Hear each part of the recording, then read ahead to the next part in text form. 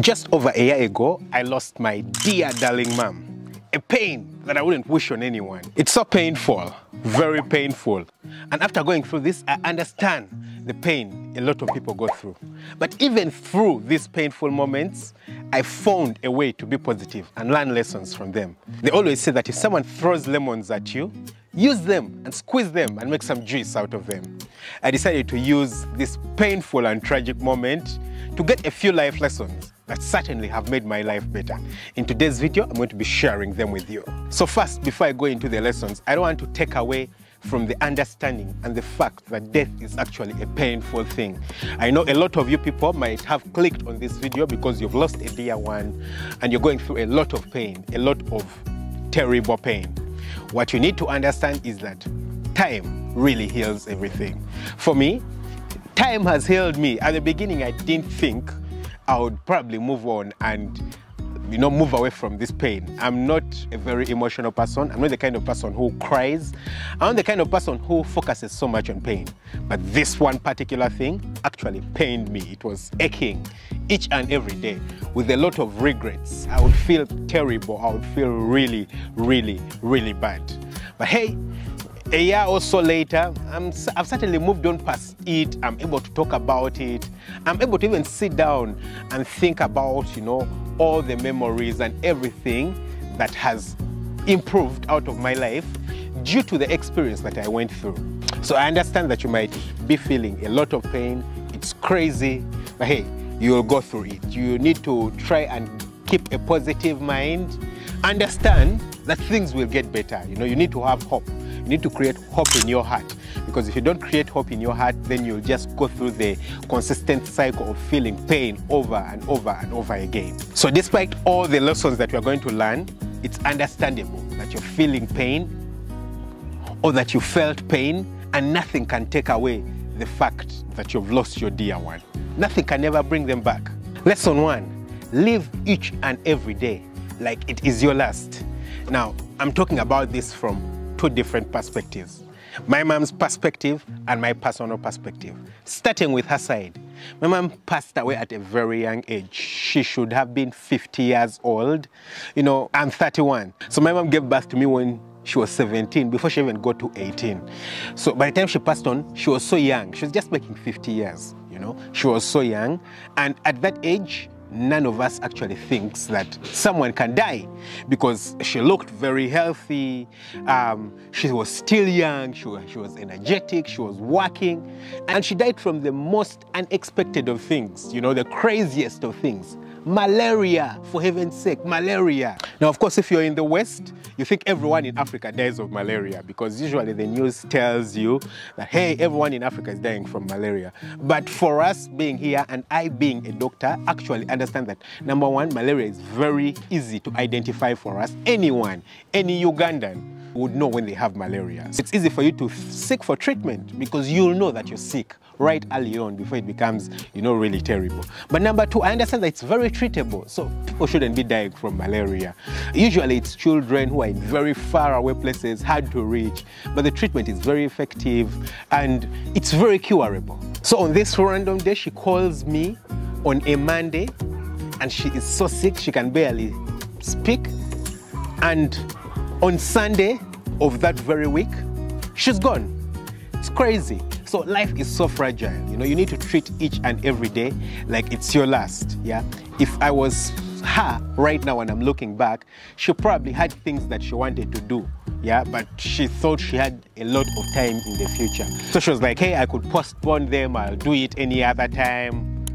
But just like that, death comes and sweeps you over. And for me, on my side, from the very painful moments, there's things I had always wanted to do for my mom. I wanted to build her a very beautiful, nice house. I wanted to buy her a very lovely car. I wanted to just get her the very best things in life. Unfortunately, that point actually never came. And so I kept thinking to myself, after she passed on, I was feeling so much pain, so much regret. And I kept telling myself, I wish I had done these things earlier, because I thought she still had a lot of years to live. I kept telling myself, hey, I can, work a little bit harder, gather a little bit more, get her maybe a better car, get her maybe a better house, get her maybe better things. But just like that, she was gone. She had been taken. So if I had thought about life as I could be gone tomorrow or she could be gone tomorrow, I would probably have put in a bit more effort to do the things that I wanted to do for her earlier on and not think that I have tomorrow, I still have the other day to do these things. So yes, live each and every day as if it's your last. Life is fragile. I mean, for her it was even sickness. People die of accidents. Anyone could die anytime. And that's a reality that I've decided to live in each and every day. Of course, I do have a lot of faith in God and I trust that I'm not going to die. But it could happen, you know, it could happen.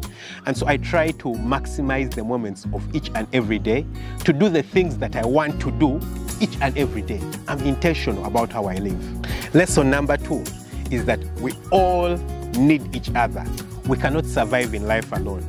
Now, I'm telling you this because my mom was the kind of person who doesn't talk. She doesn't talk a lot. And if she's going through pain and, you know, things that are a bit causing her to suffer, she won't tell you. Now, by the time she called me, she was sick, terribly sick. And she had been sick for over a week with malaria, but she wasn't communicating. She probably thought, I don't want to stress my son, I don't want to stress my siblings. And by the time she called me, she could barely talk. She talked on the phone for maybe 5 seconds. She told me, I'm very sick, I'm very sick. And then I'm like, where are you? She's like, I'm at home. And then she goes off the phone call. And I was actually on the farm. I was like, maybe 200 and something kilometers away from her. I had to drive like crazy to go pick her up. It took me at least 2 to 3 hours to get to her. And she was very, very sick. But if she had communicated earlier and known that, you know, you can't do life alone. You need other people, you need the support of other people, you need the hands of other people. She would most certainly still be here, you know. At least she wouldn't have died at that exact time. She would certainly be here because she would have been taken to hospital earlier on, the illness would have been picked up earlier on, and she would have taken treatment and recovered. And I don't blame her. It's not like she told herself, hey, I don't want to talk to people. No, it was just her personality and her character.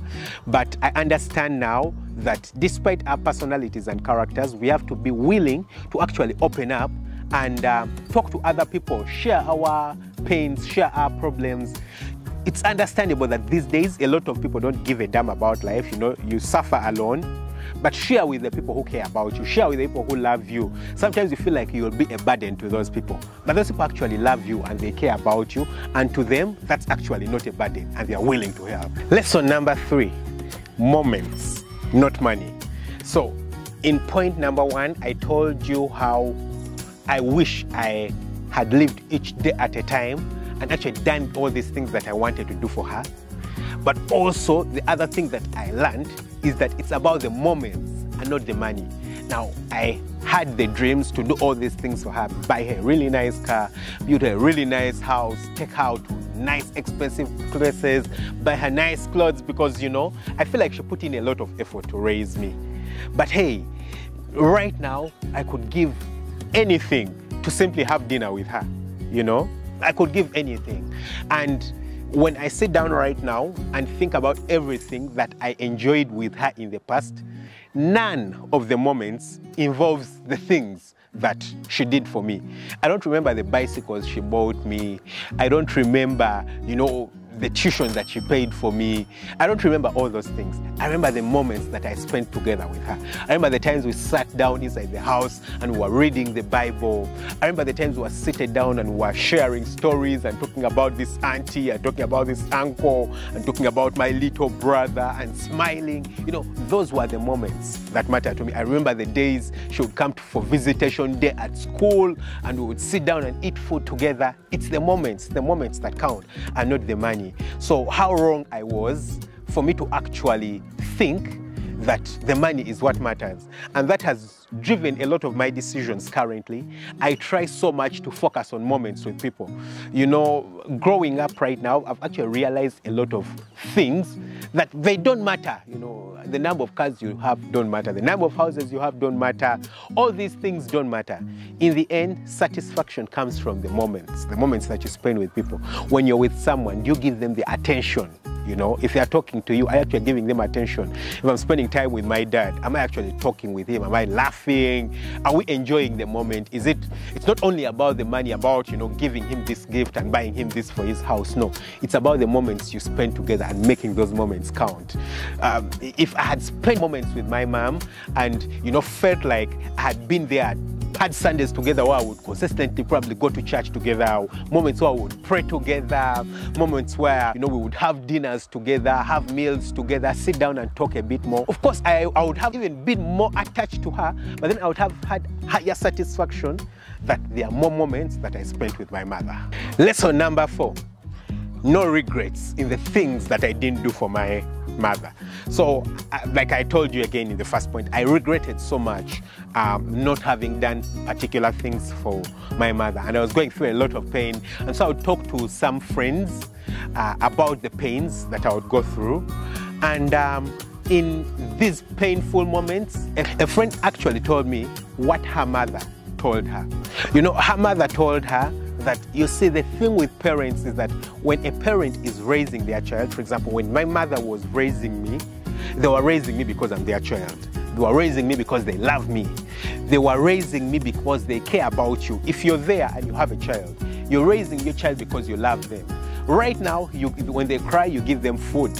When they're going to school and they don't have shoes, you buy the best shoes that you can for them, or at least make sure they have shoes. Why? Because they are your child and you love them and you care about them, isn't it? You want the best for them. You're not doing these things for them so that someday when they grow up, they can buy these things for you, you know, that they can buy you a nice car, they can buy you a nice house. You don't care that they buy you a nice house or car. No, you don't care at all, yeah? What you care about is that your child is happy, they're getting everything that they need, they don't lack, and that when they grow up, they will be successful, they will get the best thing that they want in their life. They'll marry the right husband or wife, they won't be suffering, they'll have food when they want, they can be able to raise their children, and you don't care that they will be able to pay you back.